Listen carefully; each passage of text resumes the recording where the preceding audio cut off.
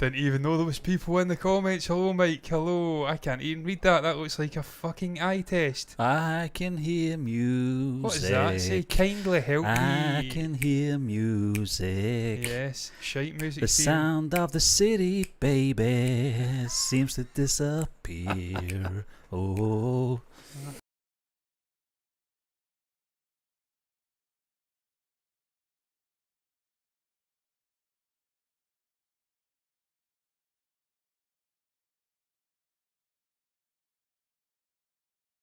Steve, I didn't Listen, even know we were on. doesn't sitting matter. having a conversation about Doesn't the matter. Killers. You know what we'll do? We'll just go starting soon, right? And we'll just do, boom.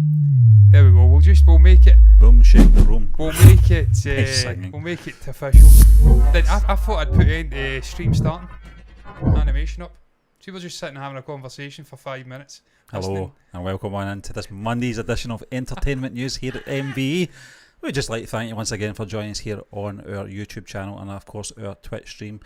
I'm one of your co-hosts, Stephen John McLaughlin, our other co-host, in his Celtic gear, it's John C. Walsh. How you doing, John? I don't know why I'm wearing this, Stephen, because it is ungodly warm. Even now, it's cooler than it was last week, which was cooler than a week before, but unbelievably fucking warm. It is. It's still muggy, as we say here in Scotland. wearing a hoodie. Yeah. John, I'm doing good, Stephen. I had to sort of what we're going to be talking about tonight is obviously Elton John, his performance Goodbye, brick road. in Glastonbury, and what I had to do was condense a lot of viewing time because obviously I was working, as you know, John. I was out at the Royal Highland Show doing my work stuff, and I missed most of it, and I was too tired to watch the rest of it, so I had to condense quite a bit of it today. Watched a lot of performances from Elton John, from The Pretenders, from Charlene Spiteri, I from didn't see her performance. Yusuf / Cat Stevens, Blondie, Manic Street Preachers, Foo Fighters, Guns N' Roses. We'll talk about all that in a moment. Arctic Monkeys, John, as well. I'm sure you want to talk about them because I've got something to say about Alex Turner and the hatred Yeah. that's been getting fun. that's bizarre. How can you hate that guy? Performing in Yeah. Bellahouston Park yesterday, Yeah. and apparently not apparently, I've seen live video footage. Fucking amazing. Yeah. John, this guy's young as well. Still, he's been out for nearly Alex, 20 years. He's 37. Yeah. It's ridiculous how young he must have been 17, 18 when they first hit the big Stephen time. asked my dad, how old do you think he looks? 50. I'm like, you fucking No on crack. He way. looks fucking younger than No me. way. 50. Mm-mm. Fucking no He chance. looks like he's in his 20s still. fucking late To 20s. me, anyway. He does. He looks young. He's got the greatest head of hair. John, we're going to talk On the about planet. obviously What a guy. yeah, Reg Elton John, Reginald Dwight. Yeah. John, That's not the topic. I've got R2D2. John, I've got to put my sort of cards on the table in terms of Elton John. I think maybe perhaps when we were doing Rocket Man review, I did say at the time, not the biggest fan of the person. Not that I don't like the person, I just haven't invested a lot of time in his personal life. I like his music, but not his sort of whatever he's doing. Out with that, I've not really invested a lot of time in comparison to artists that I do spend a lot of time looking at their personal lives, i.e. John Lennon, Paul McCartney, that type of thing, Bob Dylan.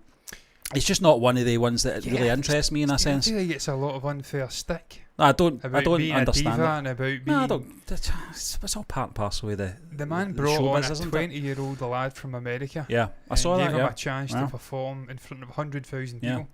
What Yeah. a fucking gesture that was. John, in terms of as a person, I know people are going on about how much he made from his final farewell tour. I think it was something like 650 Who mil. cares? I don't care, John, because see this guy, he's put more into charity than he actually makes out of these gigs. The man's had a career spanning 50 years. Yeah, 50 years, John. He deserves his farewell tour and the money that comes with it. And I'll be honest with you, I watched Rocket Man, I watched the performance. It was a 10-minute long version of the song, and he was making the most of it. Oh, yeah. And I'll be honest, I felt quite emotional watching it because I knew this was probably one of the very last times we're going to see Elton John perform live. There was rumours, John, you've probably heard them yourself, about Paul McCartney perhaps maybe coming on, and I thought, no, I'm glad he didn't, John, because if one person that could probably upstage Elton John is Paul McCartney, and you can't do that in your farewell thing, you know. And I think Market, to be fair to him, understood that and didn't want to get involved, but he did get dragged on stage by was it Chrissy Hind? I think perhaps who dragged him on for a couple of moments. Yeah, well, he's been hanging about the whole weekend, Stephen. I just assumed he would be teaming up with Elton at the end. I thought he'd maybe come on and do a number with the Foo Fighters at one point because he was at the side. And I think, as you did say, he was with someone else. I think Dave actually came on to try to get Macca on. He never performed. Yeah. Mike's talking about Rick Astley and the Blossoms teaming up to do the Smiths. Rick Rowland. That was the only one I never seen. I seen him team up with, I think he came on with fucking Bondi or something. Right, okay. Did he come on with Bondi? He came on with someone else anyway. And I seen his actual set. Wait, Rick's brilliant, man. Rick's, he's well up for it. He's a great sport. And look, he's still got a good voice. Man's 60, I think, 59, 57. He recreated that video from the 80s, John. You never give you up, or what it was called. And he still had the voice, as you said. Still with the moves. Not great moves to begin with, but they still had them. Yeah, it's very, your man from Fresh Prince of Bel-Air. Yeah. Bang on his name. Yeah. Carlton. Yeah, Carlton, yeah. Very much like that. Very much Bruce Springsteen. What was the song? It was It's Not Unusual, wasn't it? It used to dance. Yeah, Tom Jones, Bruce Springsteen, Dancing in the Dark. Yeah. Fucking getting the finger clicking, swaying that. Anytime there's a blackout, I put the Boss on, Dancing in the Dark. And I start dancing in the dark. Tiny Dancer, John. Tiny Dancer. Yeah. Brandon Flowers. Big fan of the Killers. Came out when I was 14, 15. Yeah. Still likes of Mr. Brightside. We were speaking about it. You've probably seen us. The fucking didn't have a starting soon graphic up. Probably heard about it. Yeah, no, it was muted, sadly. But they saw us sort of discussing Brandon. Mr. Brightside's been in the charts, top 100 in the UK for 20 years, I think. 19 years. When we were young, he came on obviously and performed well, and he was one of the guest appearances. Done Tiny Dancer. Yeah. Man, I think proposed to his wife, now wife, fiance, in the crowd. She said yes. Brandon had a sparkle in his eye, turned round to Elton. It was just a magical moment, Stephen. I says that in the actual thumbnail. It was a magical set. Yeah. A brilliant performance. Unexpected for me, because I seen him doing a performance in his garden during COVID, and it was fucking god awful. Really bad. His voice sounded as though he'd had dental work done or a minor stroke happened during the performance. He didn't sound right. I then went and googled and watched performances from his current tour. I don't know if he's done this, was the sort of zenith of that tour, and I thought, no, his voice is actually decent here. He's not singing in the same key as what he did when he was a young man, but he's still an unbelievable showman, credible persona. He's up there with the likes of Bob Dylan and the Beatles and stuff like that. Multi-generation, multi-decade artists who just seem to, I don't know, they coexist outside of fucking pop cultural, don't know what you'd call it, niches. Yeah. Sort of brackets. They just are pop culture. He can come in and woo 50, 60 year olds and 17, 15, 14, 16, whatever fucking age you want to. John, I would say I think I've lived long enough to know that this guy, that I know people do say, you know, his time was the 70s, but I don't believe that for a minute. I mean, I remember his 1990 Sacrifice song coming out. That was a resurgence of Elton John. The Lion King as well carried it on, you know, and his two big songs, Can You Feel the Love Tonight, and obviously, what was the other one? Had the other one tonight, and then the other one was yeah, I know what it is, but I can't think of it just now. What's that one called again? Circle of Life. Yeah. Sorry and about that. I know he didn't write him. I think it was Andrew Lloyd Webber I think that was his music, but obviously Elton put the music to it. Gave it the pizzazz. Yeah. John, and that other one is as well, Stephen, late 90s. Robert Downey Jr. danced. I've Got Love. Yeah, and he that. did the one with Justin Timberlake as well in the video. I don't think he sang in it. I think he just mimed to Elton John. And you're right, John. Late 90s, early 2000s. Again, he always had this spark about him. You know, and most recently, he's sort of joined 4 or 5 songs together and performed with Dua Lipa. Yeah, similar to Bowie, John, in terms of trajectory, where he had that big sort of era in the 70s, but would always appear big, you know, come the 1980s and 1990s as well. Bowie in terms of obviously the Pet Shop Boys, but Space Boy. Do you like girls or boys? I'll tell you something, John. These days. Actually, that song. Elton's Get Up, that green jacket he was wearing at the piano, fantastic, absolutely amazing costume he's got on there. Yeah, he's a cool cat. And Johnny's, I've always had an interest in the sort of connection he's had to John Lennon, and obviously being Sean Ono Lennon's godfather and that kind of thing. And obviously the bet they had in the 1970s, you know, if this gets to number one, whatever gets you through the night. If that gets to number one, I'll come on stage with you, I'll perform with you, Elton, in Madison Square Gardens. Not thinking it was ever going to happen. It got to number one. Lennon's in the toilet spewing before he comes on, shitting himself. You know, and it was his last live performance, and it happened to be with this man. Yeah. Stephen, getting back to the actual performance, so for me the standout song was your song. It's always been my favourite. It's a good song, yeah. Obviously it was in I think it was a fucking, God, I'm blanking the company's name, Christmas adverts to do. John Lewis. Yeah. It's one of the John Lewis adverts for Christmas a couple of years ago. That's it right, was sort of emotional because it was focusing on him as a kid being gifted a piano by I think his grandmother or whatever, and his mother, showcasing his rise to stardom. It's always been a song, one of those sort of ambiguous songs that can connect with everybody. You can take your own personal meaning out of it. Just something beautiful about the piano and the way it rises. Also the George Michael tribute as well. It was his 60th birthday yesterday. Yeah. Also. Don't let the sun go down on me. Don't let the sun go down on me. So there was so many epic moments in there. Some brilliant. So I think you had a gospel fucking band on at one point as well.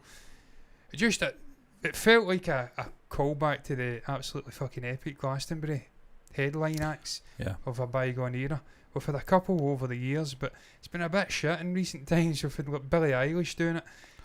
You looked at that crowd last night and it was just fucking sprawling. Over 100,000 people. Absolutely captivated by this guy's music. A celebration of his career.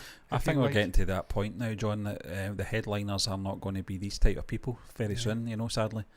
Paul McCartney was last year, of course. Did his epic duet with John Lennon on it. Obviously virtual John Lennon. And you're absolutely right. I think we're getting to that stage now where, you know, these people are not going to be around forever, sadly. But I thought it was great. I thought it was better than I expected, much like yourself in terms of his voice and his capacity at this age. He's 78, John, I think. Maybe 77, 78. And for someone to be able to hold the notes that he did, and you're right, he had to obviously change it a bit, the pitch. And he did it in a way that it didn't sound too off at all. I'm glad he did that though, because when Macca obviously headlined, I think it was last year, he was still trying to go for the notes. Maybe I'm amazed, trying to hit high notes. I mean, that's not going to happen. Pushing his vocal range when he was 29. Yep. And he's trying to do it when he's 80. It's like, come on, Macca. We know you can't do it anymore, mate. It doesn't matter. Change the key. Yeah. But he was still, he's got great backing singers though, Macca, and it's still epic. Stephen Abhishek's asked, what are the upcoming Indian movie series reactions, guys? Sorry for being out of topic. Don't worry about it. Nothing's off topic ever. This is a very free-flowing show. Yeah, as you probably saw from our intro.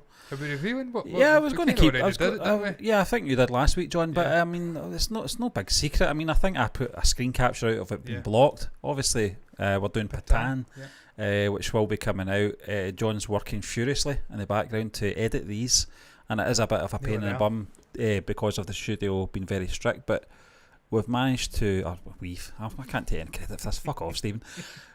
John has managed to get 3 in the can at the moment, but we don't want to put them out until review sitting ready. We don't want to do pictures again where we show you 4, then it's like a month later before we can get that for it. And we've got a review of it as well on the back end of that, so it's going to be after a potential 6 days TVF series after that as well. I think we're thinking about doing it's quite short form episodes, but we need to try and somehow get our hands on Azure, because I know a lot of people are John, I'm telling you, I'm dying to see this. So many people for, it must be about a year now, they've been suggesting this, maybe longer. I think it was before Family Man people were saying Azure. Yeah. How long was that ago we did Family Man? About a year and a half ago? Yeah, about 2 years, yeah. It's just was popping out. it was round about Christmas 2021, just about October. I was full going hyperthyroid and Marty Feldman at that point. I just didn't give a fuck. I was still in front of the camera. Yeah, the hives are back, the hives are back, Stephen, in terms of other standout stuff in Glastonbury, as I did say, Arctic Monkeys, I was watching them at the time, kind of half-arse watching them. They did sound a bit off to me. Alex Turner had laryngitis. He had to cancel a Dublin act. That's right, not even a week ago. He's come in and he's gave his best. His voice was clearly not at 100%, but there's some, Stephen, musically they're fucking incredible. The Arctic Monkeys, the whole have been, the sort of synth piano stuff. Absolutely epic. The transitioning they've done. I know a lot of people don't like the last two albums. They expect 37 and 39 and 35-year-old guys to still be singing about being in their teenage years, hanging about fucking Sheffield. But that's not life. They've grown up. Like Lennon says when that woman was interviewing him, I just want to hear you singing I Want to Hold Your Hand. Well, we've grown up. You haven't. Yeah. Get with the fucking times. That's it, yeah. Transitioned into a new era. They're more mature artists. They're evolved as musicians. The sound's a bit different. It's a bit slower.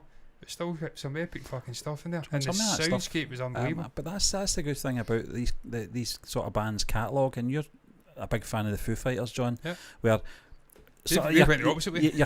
But your casual listener will just think of them being loud and bold all the time. But you've actually introduced me to some more of the ballady stuff, the softer stuff, which is very good, obviously, musically. Some of my favourite Foo Fighters work is the soft stuff. Dear Lover, February Stars, some of the sort of acoustic works from, I think, the fourth album, There's Nothing Left to Lose. Just brilliant. I'll say one thing, Taylor Hawkins could never be replaced in my book, but that guy Josh Freese, fucking believable drummer.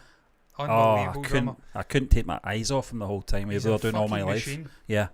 He never misses a fucking beat. Incredible. I watched the rehearsals when he was rehearsing. Obviously, they're going out on a tour. They're now well into the tour, and he was just on it. I'm like, this guy is the best person to come in and take a seat. In terms of the Foo Fighters, John, and I don't know if you'll agree with this, but it's not like a drummer getting into any band.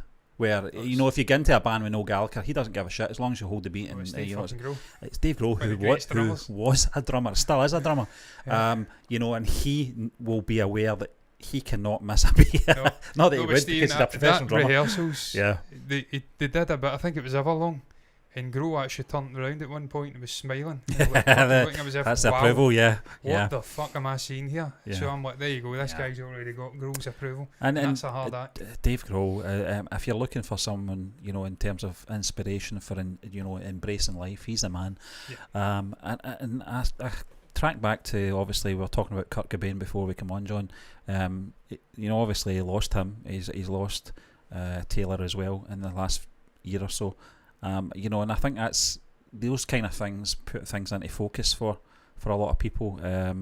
We all lose people in our lives, but when it comes to things like that and the sort of shock of that happening very suddenly, I think that just refocuses your life, and it focuses him artistically as well. I mean, he's always had a lust for life anyway, and I think I saw him on Hot Ones,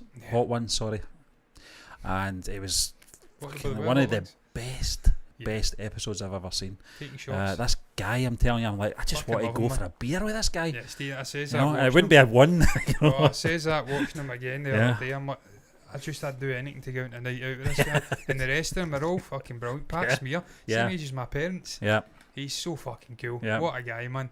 They're all like 50 somethings. But they're just the type of guys you'd go out, you'd have a fucking unbelievable time with them. Yeah. Just brilliant band. Even the keyboardist, he's been there for about 10 years now. He's a fucking cool guy as well. Yeah. Kicking about with the Vans on. I seen Dave had the Vans on. I went back to my roots with the flat sort of shoes, the Vans. I was kicking about with fucking borderline Elton John shoes on at one point. Not as big as that, to be fair. Funnily enough, I think I'm around about the same size. There seems to be something about people in that range. I always have a laugh. We like to wear platforms at a certain point in my life, and then we get out of it. Elton, I don't think he's ever get out of it though. But yeah, Stephen, fucking Foo Fighters are brilliant.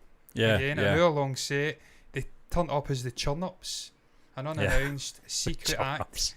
And then also, I think they positioned them in case Alex Turner couldn't quite make it for his voice. Then they'd have been promoted up to the headline act. Yeah. So they kind of had to fucking force as much in as possible. But you know what you're getting with Dave? You're getting unbridled energy. And he just fucking balls to the wall. I love them, man. Not just obviously with the Foo Fighters, obviously with the Pretenders and with Guns N' Roses as well. Guns N' Roses was a shocker though, John. Guns N' Roses, man, I tell you, not a huge... When I say shocker, I mean actual Dave being on stage with them. Guns N' Roses I don't have an issue with, and I thought they did a good performance. The band were unreal. Axel, he tried his best, but he's clearly his voice, I mean... John, I think he's morphing into Roddy Piper. It's impossible that he was like that fucking 30 years ago though, Steve. But so I feel for people who've had unbelievable voices on the high end, because Yeah. you just can't sustain that into your old age. You just No. can't. That's why guys like Bob Dylan, like I know him. And he's Barry like fine Gibb well. as well. Barry Gibb just couldn't do what he used to do 40 years ago. But yeah, he Simple was as that. on. I think he did a headline act with Yeah. Coldplay a couple of years back. And he was still at a fucking hairdryer though. But it's just that weird head voice. Mm. It's that sort of fucking throat up. Yeah. It's just he's taking the piss. He's singing through his nose. But I felt for him, man, because you can't. You're going to lose your voice. You Yeah. just can't sustain those high notes. And he had one of the greatest fucking vocal ranges of all time. What they normally do in those instances is, and you noticed it yourself, John, is that when they do perform, they'll have female backing singers who can cover up those moments, because they can obviously hit the high notes, and younger Slash. singers as well. Slash. Slash is just one of the Joke. greatest guitarists of all Absolute time. joke. I was fucking transfixed with the Yeah. guy. Transfixed with his playing. He was just, his hands were moving Effortless, about. yeah. And I'm like, he genuine. I think his hands just fucking working Yeah. autonomously. Adam's Family. It's like fucking doing all this shit on Thing, the fretboard. I'm yeah. like, there's no fucking way.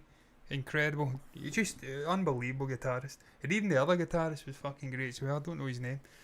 But just brilliant band, man. You can't deny it. And some of the hits were in there. Welcome to the Jungle. It was epic. November Rain was painful. Not November Rain. November Rain. Yeah, I was thinking about fucking Prince for some reason. Purple Rain. Yeah.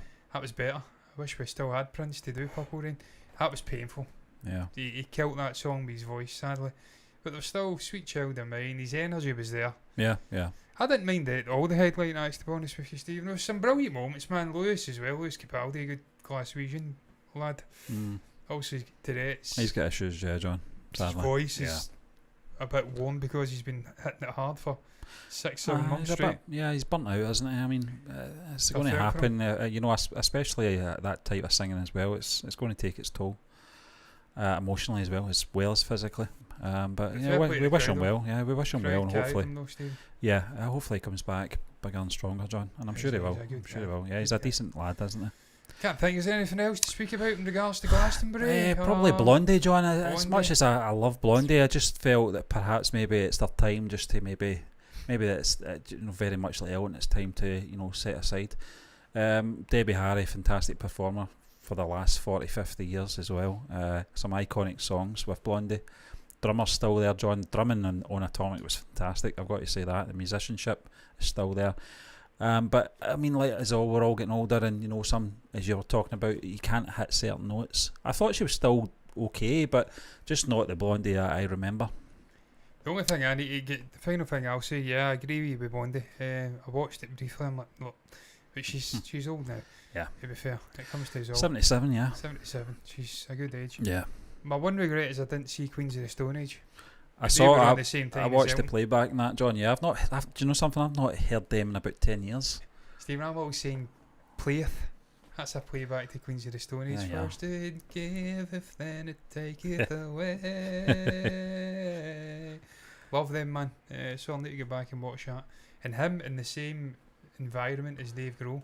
It's The two incredible. players. Yeah. He's played on Queens of the Stone Age, Dave. He's good friends with your man. I forget his name all the time. Lead Yeah. singer. So that'd have been fucking epic. I can imagine the drink was Was full. there not a band, a super group out Yeah. about 20 years ago with all these chaps? I can't remember Probably what was, they're called. Maybe somebody in the comment section can help us out, but I just remembered that there. Abhishek, by the way, says new trailer for Aspirants just came out today, so we'll need to have a little gander Oh, at right, that. okay. We'll have a little Also, look at the that. Leo songs came out for Leo as well. with Right, Albath well, movie. I'll get moving along here, John, so we can maybe get some reactions in the can, if you want that. Yes. John, we're going to move on to our next topic, and it's one of our all-time great films from Jim Carrey, from one of our all-time great performers, James Carrey. In honour of the movie's 25th anniversary Screen Rant, this is where this is coming from. It's an exclusive with Andrew Niccol to look back on The Truman Show. When asked about a potential follow-up to the Jim Carrey classic movie, the Oscar-nominated writer revealed his full pitch for his TV show continuation that would centre on the two new characters similarly trapped in a simulated realities and eventually fall in love, only for the network behind them keen to put a stop on their romance. This is what he had to say, John Niccol. He said, there has been talk of doing a musical, believe it or not, or a series. When it's a different art form, I don't think it takes anything away from the original. cue Joker 2. In my version of a series, I thought it would be fun if after Truman walked through the sky, the audience clamoured for more, which you sense at the end of the film. I imagine there would be a network with multiple channels all starring a subject born on the show.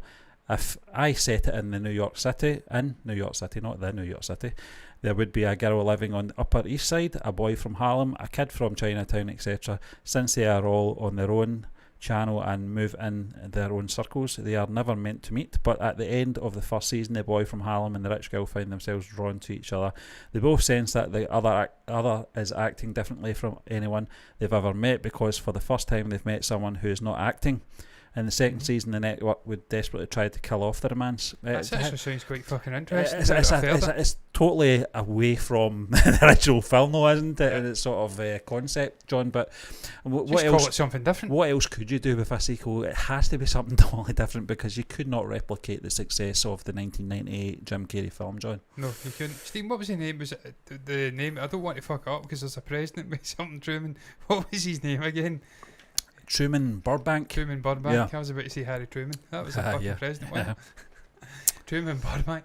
You can't follow that character. He's broke out. Yeah. That's one of the most epic sort of finales to a film in the last 30, 40 years. That moment it builds, he steps out, good evening, good afternoon, or good afternoon. Because you do think good evening. There is a part of you that thinks he's not going to do it. He's just going to get back to his safe. What's the saying? Good morning, good afternoon, good night. That's it, Yeah, that's good it. evening. Yeah, I think that's it, yeah. Good morning, good afternoon, good evening, and good night. Yeah. There's 4 of them, yeah. You're right. Brilliant. Yeah.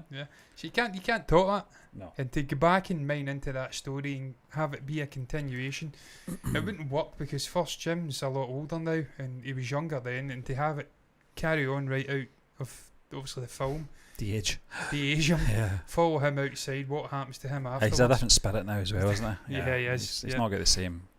It wouldn't work. No. Yeah, he hasn't. He's not got the same sort of Zip. je ne sais quoi. Yeah. It wouldn't work because of the age difference and sort of technical stuff that have to be done. The budget would fucking be massive. It wouldn't succeed. I think after Dumb and Dumber 2, Jim doesn't know what to do another sequel. No, I can imagine it doesn't, Stephen. And look, I've been watching on Twitter a lot of commentary on The Flash.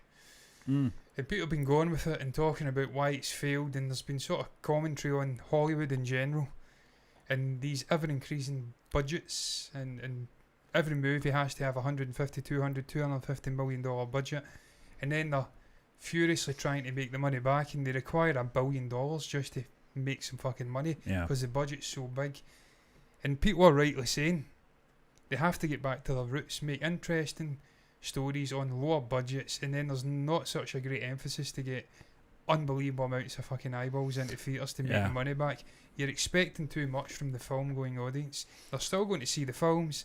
There's just not enough to cover the grotesque budgets that you are putting on your films. Yeah, John, there's an obsession with it. That's the problem, you know, and you get these nitwits out there doing YouTube channels specifically on box office.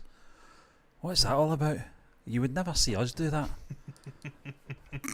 I used to listen. I love the box office. I do like. There's a guy on Forbes who's unbelievable. He knows all the metrics, the numbers, the drop-offs, the legs, compares it to previous films or similar films, different years, same year.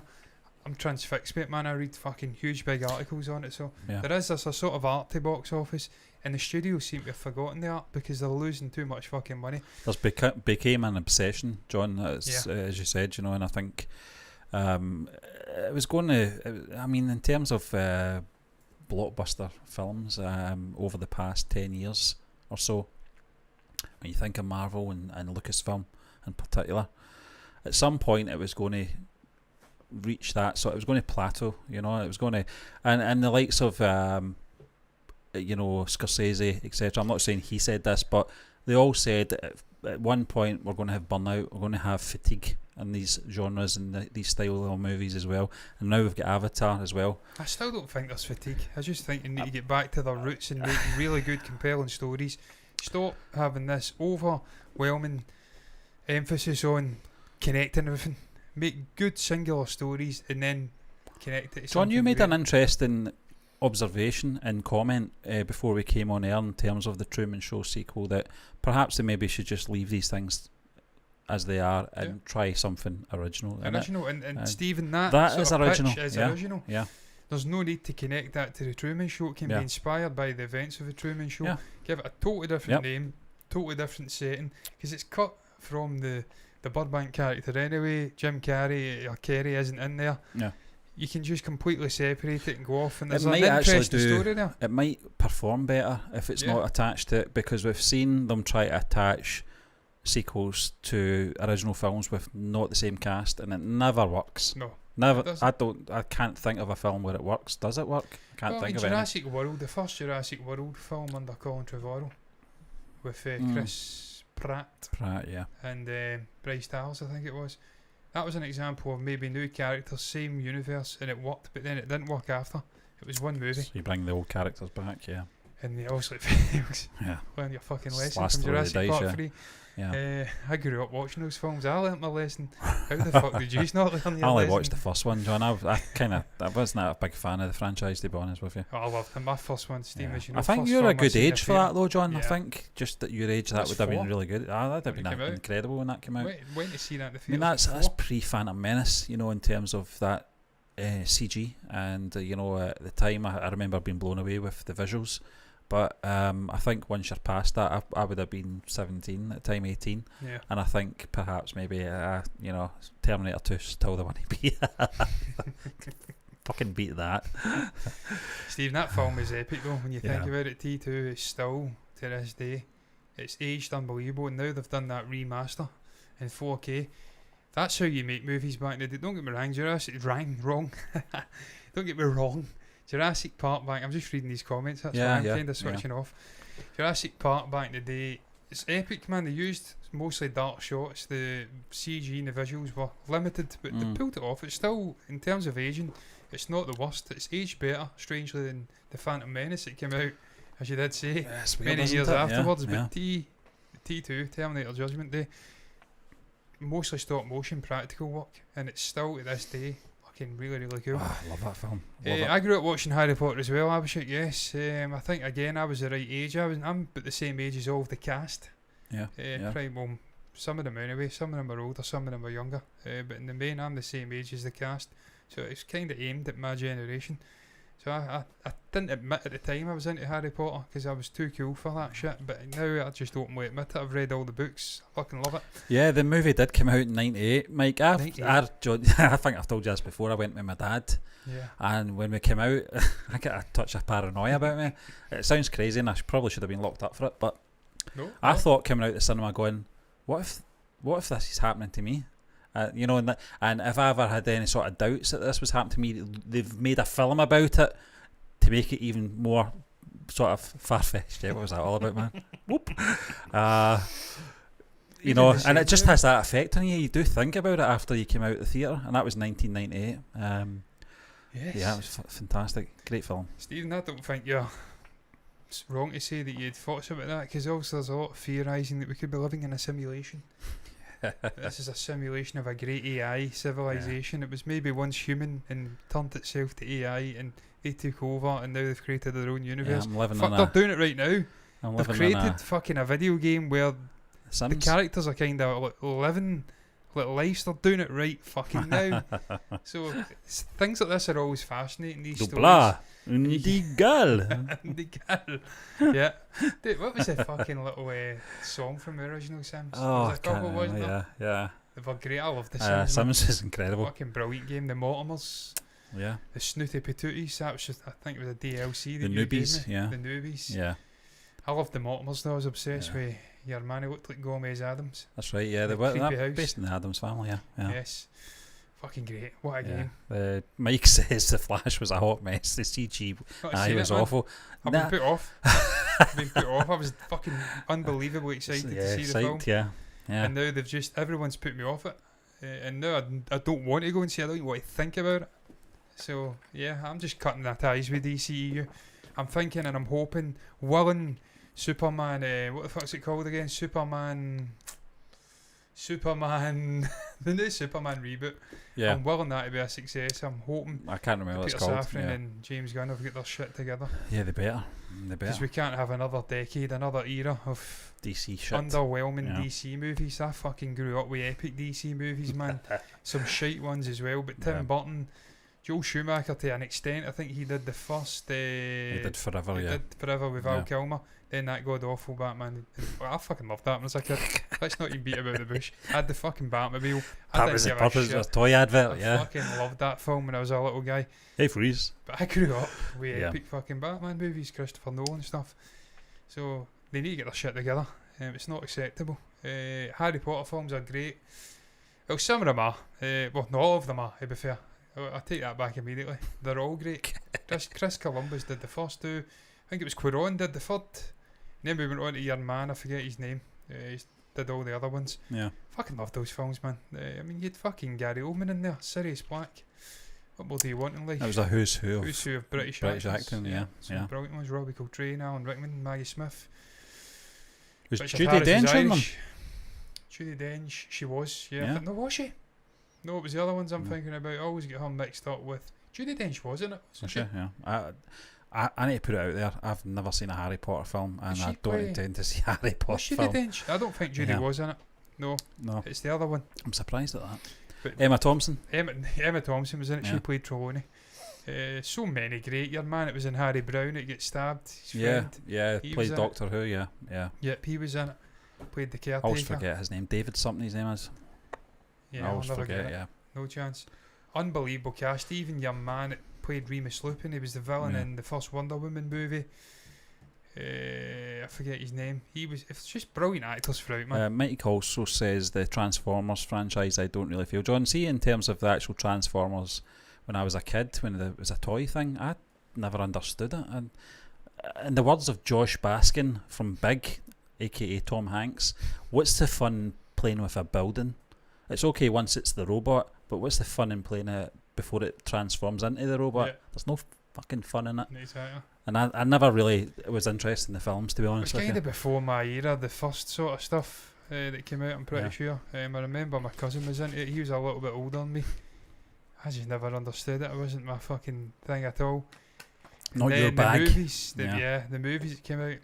Not your jive. Yeah. I like Bumblebee. Was it Bumblebee? Was that the fuck? Was it called? Was that was little spin-off, wasn't it? Yeah, the one with God, I always forget her name. What was that? A Beetle? A Volkswagen Beetle? Volkswagen Beetle. Yeah, that was good. I enjoyed that one, but that was different. Yeah, the visuals were pretty impressive in that. That was a sort of human story about this little outcast girl who finds a friend. I mean, you've seen this done again and again and again and again. E.T. fucking giving it my head right away, Steve.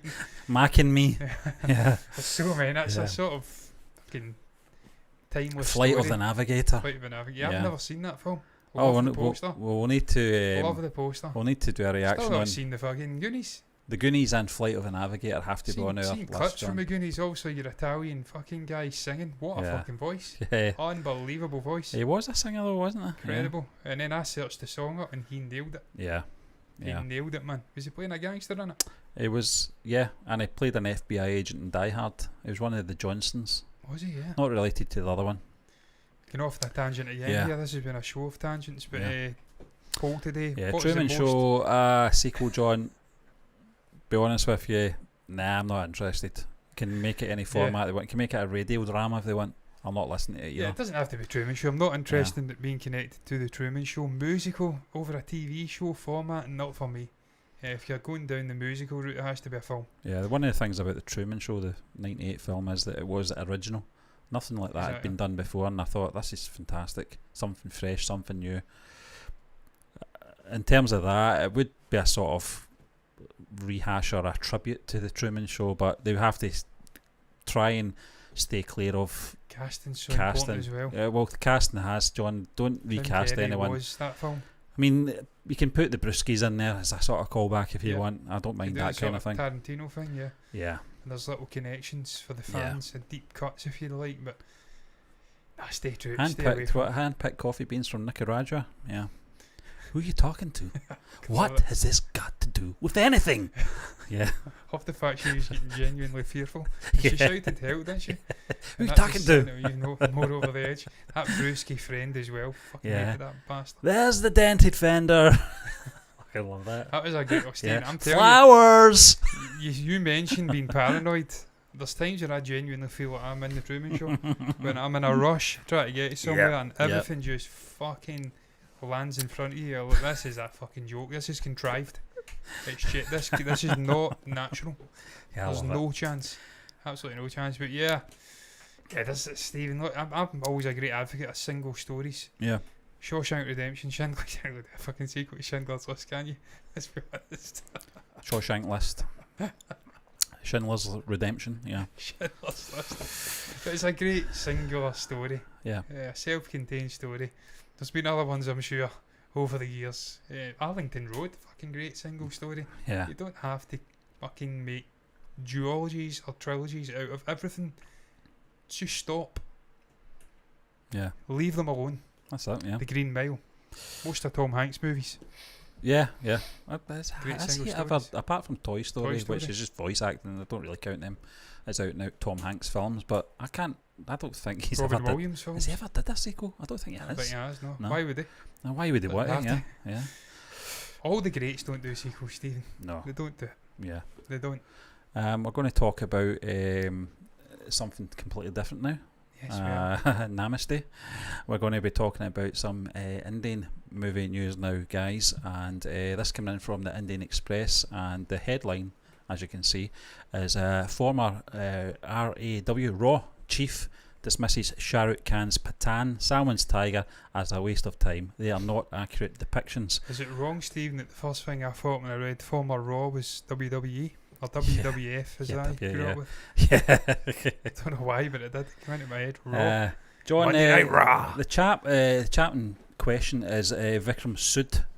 He's the former head of the research and analysis wing, which He's is a RAW, fucking real Debbie Downer, that's what he is. which is India's foreign intelligence agency, recently stated that Shah Rukh Khan's star Pathaan is not an accurate depiction, and he doesn't plan on wasting time watching the film. Good for you, mate.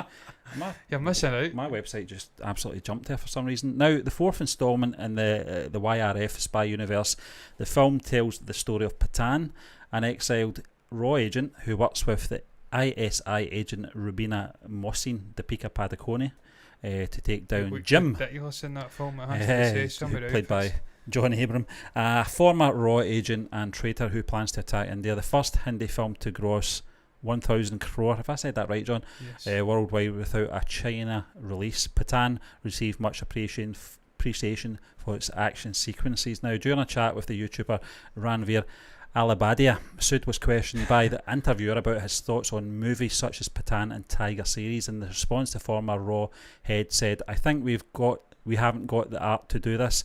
They could do it better. They can be realistic.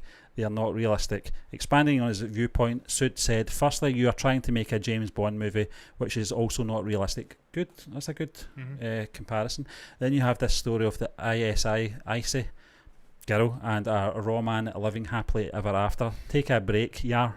I haven't seen Pathaan, and I won't see it because I don't think it is. It's not an accurate depiction. Why waste my time? Listen, fair enough, This John. is very Martin Scorsese. Yeah, I mean, listen, we've all got Goddamn our, amusement we've all got our park own film. sort of taste in films, etc. John, most people when they're watching this, Action Mike. perhaps maybe don't realise we've seen the film now, and we've also reviewed it, and we do point out, John, that it's a film that you can't take too much serious in terms of it being a very safe action film for Shah Rukh Khan, on the back of perhaps some disappointing films 3-4 years ago. And I said I think he's played it safe here. I think it's just an all-out action film. Enjoy it, popcorn flick. Don't read too much into it. And I think this is what this guy is trying to say in his own sort of way, that it's not the way it would be if it was in real life. But I don't think it'd be entertaining if it was in real life. Getting spy films wrong. I think your man Sood would prefer to watch a film where a guy sitting behind the desk doing all the paperwork for crashing a car and stuff. I mean, like that. That's not action he's film. compared sort of Bridge of Spies by Steven Spielberg to how spy films are done, and that was a great movie. It was. I think it was Prisoners of War or something, or spies who had been captured in, I don't know if it was Soviet. Yeah, but John, in terms of Russia. the actual genre, That you've was a got good to film. remember there is levels of sophistication when it That was comes a to the fucking action drama films. film. Yeah, I That mean, wasn't even an action film. That was a you drama throw film. in another genre to do that, and in this case, it is just all out action. Stephen, There's what we nothing says- deep about this film. There's nothing too cerebral about it. You don't have to think much. It's just action, good guy versus bad guy, double cross and double agents, that kind of thing. We It's said fun. What I said during Yeah. the reaction that look, there's a place for these films. Yeah, you've got all kinds of genres out there. Comedy, romance, rom-coms, whatever you want to call them. Drama, thrillers, sort of suspense, mystery films, action. Different levels of action within the action genre. Horror. They've all got their place in the theatres. If you want to go and watch a sort of human condition drama film about a spy being caught behind enemy lines and being traded in this sort of deep story and all the tension and we're going to go to war with them like, over this and all of this stuff, and it's Tom Hanks as the lead, there's a place for that. If you want to go and watch a film like Pathaan and consume copious amounts of popcorn and soft drinks, whatever the fuck you drink, there's a place for that. There's not one or the other. No. You can have both. You can go and watch one, go out the theatre and go and watch another one in your house, or go to another theatre if they're out at the same time. It's not one or the other. Which we'll be doing. Really getting his which we'll be doing with Oppenheimer. Exactly. We'll not be going, fucking hell, that was depressing. Incidentally, Abhishek says I'm really excited for Oppenheimer. I plan to watch it the first day, first show. Yeah, I'm going to see it in IMAX. Absolutely have to watch that on the biggest screen possible. As you do with Chris Nolan. I just cannot wait to see this fucking nuclear bomb that he has recreated in practical. Yeah. My God, I'll pay the admittance fee just to see that. Yeah, we saw the airport scene in Tenet, which was all practical as well, John. Very impressive. So I'm fucking well up for Oppenheimer, and it's Cillian Murphy. Yeah. It's Robert Downey Jr. The Big cast is just unbelievable, and it's Nolan. Probably my favourite director. First time I've seen Cillian as a lead for a Nolan film as well, which is going to be very interesting as well. He's an incredible actor. The guy deserves it. The guy deserves to be centre stage. I don't know how you can have the career Cillian's had and still be underrated. It's phenomenal, yeah. It's slightly mental. Yeah. Because he is truly special. John, reading the article though, and reading that headline, I think it does him a bit of a disservice, because I do understand his point, and you're absolutely right in terms of the comparison with what Scorsese was saying about comic book films. He wasn't exactly slating it or downing it or anything like that. He was looking at it from his perspective of his own taste, and what he thinks is a more accurate depiction of obviously his career, and he's used obviously that as an example. But I'll be honest, it's our first Shah Rukh Khan film, and I know we've done some movie news previous to this film's release when I think the trailer came out, and we knew the backstory of SRK's sort of dip in form in terms of his last 3-4 films prior to Pathaan. It was a safe thing to do, I think, and a lot of actors do that. They'll go for a safe film to sort of build those bridges again and reconnect with their audience and their fan base. I think it's a great film. I thought it was a very enjoyable, don't take it too serious type thing. But you can go with comparisons with James Bond. We said that, John. There's different elements in there. Die Hard is in there. Bourne's in there. Mission Impossible's in there. Mission Impossible is probably the best. The Wrath of Khan's in there. Yeah, I mean, Mission Impossible is probably the best example from a Western perspective to say that's not really how it works, you know. And we get that, we know that. You know, it doesn't matter. It's entertainment. That's what the whole point it is, you know. And it's got its sort of audience. It's got its eyeballs that like that, and I do like that. I grew up in the 80s and 90s watching Arnold Schwarzenegger. It wasn't fucking Shakespeare, but it was enjoyable, and I loved it. Absolutely loved it. What was your man in the 90s? The double guns, toting, boom, boom, boom. John Woo, yeah. John Woo, I mean, Nick Cage and people like that, yeah. So that was I'm used to seeing these kind of films, and obviously the Marvel stuff that's been out for the last 15 years. Yeah. Larger than life. We've obviously went in and watched S.S. Rajamouli movies, larger than life, sort of epic fantasy movies. And then you go and watch I've got to say, when he picked up that boulder, I thought it was fucking bullshit. It was actually a sacred statue, wasn't it? Yeah. John, there's people that don't have patience for Triple R, let's be honest, and they call themselves movie pundits. Yes, exactly. Yeah. Hint, hint, wink, wink. Wonder who you could be speaking about, Stephen. Whoever could it be? No, I really enjoyed the film. There's a space for everything, every genre. I'll watch Marley and Me, then I'll go and watch Into the Spider-Verse. Yeah. Then I'll go and watch Schindler's List. Yep. Then I'll go and watch fucking Pathaan. Yeah. Then I'll go and watch 96. For me, it would be Police Academy, then Godfather 2. I'll watch everything, and there's a place for everything. I'm a fan of all the films.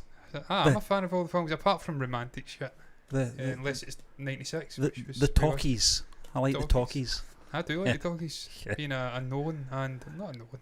He likes to do talkies, but you can't hear half his fucking words. And it's exposition to explain the unbelievably convoluted fucking script that he's put together. And obviously, Tarantino, the fucking king of the talkies. Yeah. But yeah, man, I enjoyed the film. I loved the action. It was fucking mental. Over the top. I was laughing at the helicopter scene, obviously the train sequence, running up the carriages. I'm like, what the fuck am I watching here? You can't help but enjoy it. Yeah, it's great. You've got Salman Khan whipping people with a fucking handkerchief or whatever the hell it was, a scarf. Yeah. How can you not enjoy that? You go into a theatre or you watch it. I love that reveal as well, John. I loved the reveal of him. It was fucking brilliant. I thought Coffee cup. because I forgot he was in it. I thought for a moment it was obviously the female lead. And I thought I'm trying to remember. It was Rubina, wasn't it? The character, yeah. Rubai, as they called her. And I thought it can't be her surely. And when he does appear, I'm like, of course. I mean, I knew he was there, and then even I'm saying, that's Salman Khan. Yeah. Yes, it is. What's he doing here? Yeah, prick. You know he's there. You spoke about it. It's mental. But I did say watching it, there'd been a bigger reveal if you'd seen the other movies, and we've not seen X the Tiger. Still got a buzz from it, yeah. But it was great, and we did mention the bromance, the chemistry was there, more than palpable. Yeah. I mean, fucking third episode that's went out, part that's went out there. Yeah. It's literally those two back to Stephen. I don't know if you've seen that thumbnail, incidentally. I've not seen it yet. Your approval on that thumbnail know. before it goes out, because it's kind of you doing the when Shah Rukh says men don't need painkillers. All right. And then Salman touches him. Tiger touches Pathaan's leg. Yeah, that's your face. John, I'll tell you something. Do you know how it looks like? It looks like Dana Carvey. Doesn't it? Oh yeah. I have to put that face. Yeah, that is go for fucking it, man. epic. Yeah. That will get people in. And I'm laughing my head off, as I always am. I look like Kermit the Frog. That's fucking keep my head down. Yeah. But yeah, man, I fucking enjoyed the film. Yeah, laughed, it was. Laughed at bits. Yeah. The Pika's in there, fucking some unbelievable. I mean, there was a drop in sort of action. I think maybe after the half-hour mark where we did get drama, so it did have a little bit of drama in there as well. But yeah, the Pika, John. Fucking joke. Randy Singh. She was great. Bastard. Yeah. Lucky bastard. Lucky bastard. He fucking is. Lucky bastard. Abhishek says you're right. It was a safe thing from SRK. It's not even his top 10 best performance, and I think fans understand that's why it did so well in box office. Yeah. His fans just wanted to see him. He says that. We recognise that. Yeah. It was a safe return back to film. He just picked the sort of populist option. Yeah.